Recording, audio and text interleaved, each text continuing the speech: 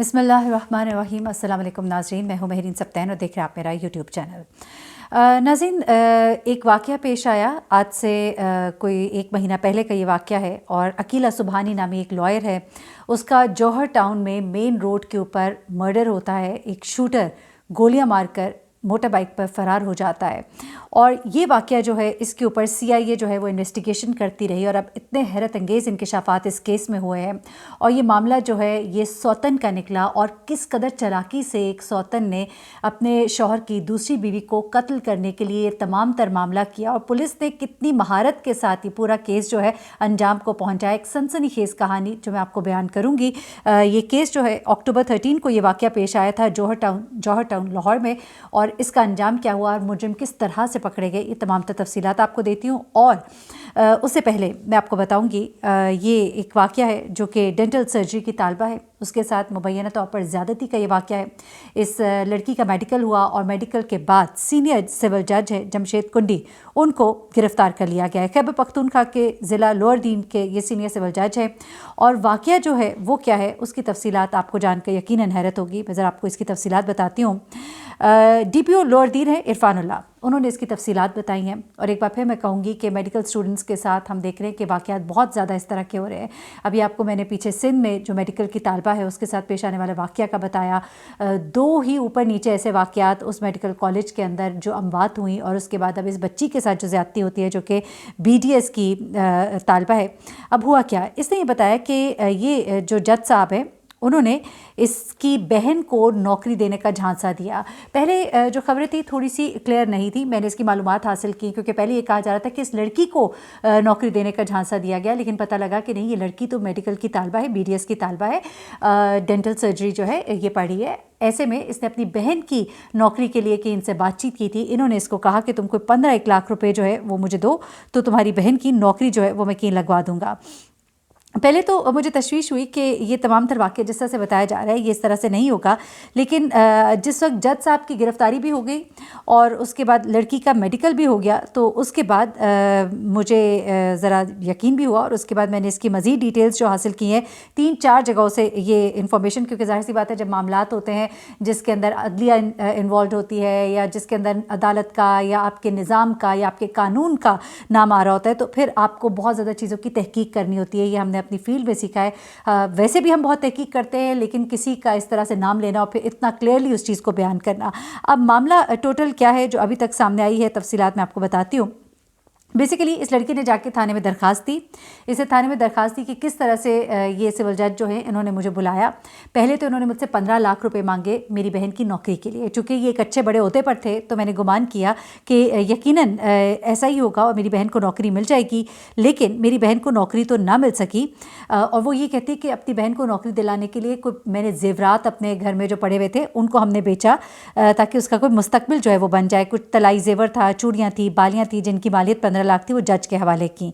फिर उसके बाद वो ये कहती है कि जज साहब को जब मैंने रब्ता किया तो उन्होंने कहा कि बहन की नौकरी का मामला मेरे हाथ से निकल गया है, लिहाजा आप मेरे साथ कौन सी जगह है इसका नाम मुझे पढ़ा नहीं जा रहा, लेकिन वहाँ पर आप आ जाएं तो आपको आपके ज़ेवरात जो हैं वो वापस मिल जाएंगे। लड़की कहती है कि वो मुल्ज़िम के साथ उनकी सरकारी गाड़ी में रकम की वसूली के लिए उनका जो सरकारी बंगला था, बलाम भट्ट मेरे ख्याल से नाम है, हाँ जी, वहाँ पर जाती है जहाँ पर जज साहब जो है उसे चाय पिलाते हैं और उसके बाद उससे गलत मुतालबा करते हैं और कहते हैं कि आपके ज़ेवर जो हैं फिर मैं वापस कर दूंगा।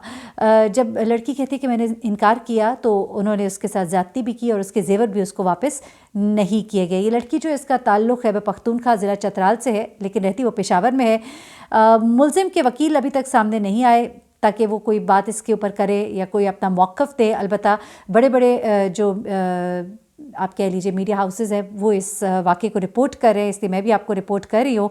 सीनियर सिविल जज को इस मामले में गिरफ़्तार कर लिया गया है और ये प्रेस रिलीज़ जो है वो जारी की गई है। पेशावर हाई कोर्ट की तरफ से जारी एक प्रेस रिलीज़, उसमें ये कहा गया है कि मुल्ज़िम चाहे कोई भी हो और किसी भी जुर्म में मुलविस हो, अगर इस तरह का वाक़या होगा तो उसके ख़िलाफ़ कार्रवाई की जाएगी। तो ये तमाम तर वाक़या है, मैंने कहा ये मैं आपको ज़रूर अपडेट करूं और लड़की की बहन को नौकरी देने का ये तमाम तर मामला था। अब मैं ज़रा आ जाती हूँ इस बड़ी और हाई प्रोफाइल स्टोरी की तरफ, जो कि जौहर टाउन में एक शूटर जो है दिन दिहाड़े एक गाड़ी पर फायर करता है, पॉइंट ब्लैंक फायर करता है इस लड़की की तरफ, और ये लड़की जिसका कि नाम अकीला सुबहानी है, इसकी एट द स्पॉट डेथ हो जाती है। सज्जाद कुरैशी ये वकील हैं और इनकी ये असिस्टेंट थी अकीला सुबहानी, और अकीला सुबहानी जो है ये सेकंड वाइफ थी एक प्रॉपर्टी डीलर जिसका नाम है मोहम्मद सुबहानी की। मोहम्मद सुबहानी की एक पहले भी बीवी थी और उस बीवी से मोहम्मद सुबहानी की एक बच्ची भी है। अब क्या होता है कि मोहम्मद सुबहानी ज़्यादा वक्त अपना इस दूसरी बीवी के साथ, जो कि वकील है अकीला सुबहानी, उसके साथ गुजारते हैं। अकीला सुबहानी जो है वो जो सज्जाद कुरैशी जो कि उनके वकील थे, जिनकी असिस्टेंट के तौर पे काम करती थी, ज़ाहिर सी बात है इनको कोर्ट जाना होता है तो उन्हीं की गाड़ी में ज़्यादातर उनके साथ गाड़ी में जाया करती थी, और सुबह के वक्त सज्जाद कुरैशी उनको उनके घर से ले लिया करते थे और वहाँ से ये दोनों इकट्ठे हाई कोर्ट जाया करते थे।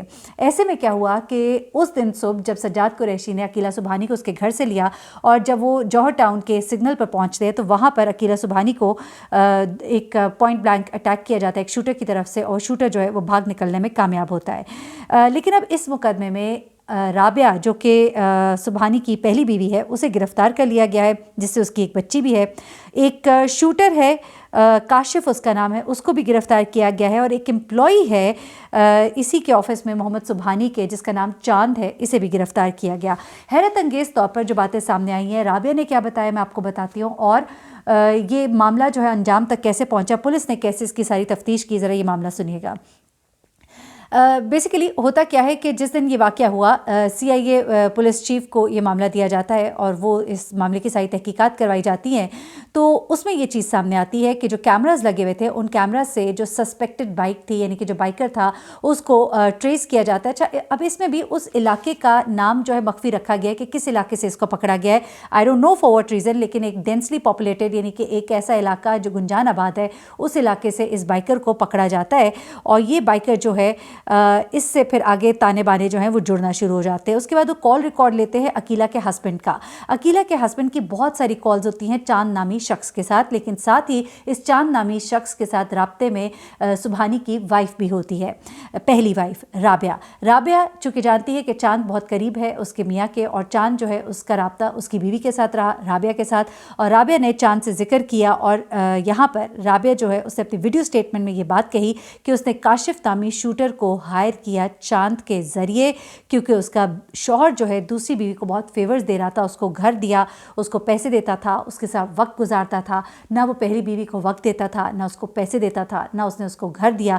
ये तमाम बातें जो है इन दोनों के दरमियान जेलसी की बाइस बनी, और फिर उसने क्या किया कि उसने चांद को बुलाया और चांद ने उसको काशिफ से मिलवाया, और काशिफ ने उससे 2 लाख रुपए डिमांड किए। तो वो कहती है कि मैंने 1,25,000 रुपया जो है इस शख्स को पे किया, और उसे कहा कि बाकी के 75,000 जो है जब तुम काम मुकम्मल कर लोगे तो मैं तुम्हारे हवाले कर दूंगी। यानी किसी की ज़िंदगी इतनी सस्ती हो गई, 2 लाख में किसी की ज़िंदगी जो है उसको ख़त्म कर दिया गया। अब जो CIA SSP हैं उनका ये कहना है कि हमने तीनों को पकड़ लिया है, और अकीला के जो तीनों मुजरिम हैं यानी कि राबिया, चांद और काशिफ, ये तीनों जो है इस वक्त पुलिस की कस्टडी में है, और इनसे मज़ीद इन्वेस्टिगेशन की जा रही है, और मालूम किया जा रहा है कि और कौन से ज़राए थे, चांद और काशिफ एक दूसरे से कैसे राब्ते में थे। वो कहते हैं ना कि 100 दिन चोर के एक दिन कोतवाल का, कहीं ना कहीं कोई ना कोई निशानी जो है मुजरिम छोड़ ही जाता है, और फिर वो पकड़ा जाता है, और फिर अंजाम देखिए क्या हुआ। इस औरत को भी अपनी नन्ही सी बच्ची को छोड़कर अब जेल जाना पड़ेगा, और एक शख्स जो है शायद वो 2 बीवियों को उसे संभालना नहीं आता था, और उसका अंजाम किस कदर भयानक हुआ वो आप देख सकते हैं।